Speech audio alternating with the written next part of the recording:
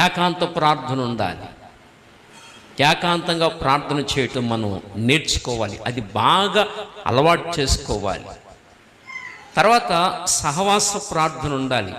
ఏకాంత ప్రార్థన ఎప్పుడు వస్తుందంటే నీకు సహవాస ప్రార్థన ఉన్నప్పుడే. ఎందుకంటే స్కూల్లో అన్ని పాఠాలు ఇక్కడ నేర్పుతారు కనుక అన్ని అనుభవాలు ఇక్కడ నేర్చుకోగలుగుతాం. ఇక్కడ నేర్చుకుంటేనే నీ జీవితంలో వ్యక్తిగతంగా చేయగలుగుతాం. ముందు సహవాస అనుభవం ఉండాలి, ఆ తర్వాత ఏకాంత అనుభవం. ఈ రెండు అనుభవాలు విశ్వాసికి ఖచ్చితంగా ఉండి తీరాలి.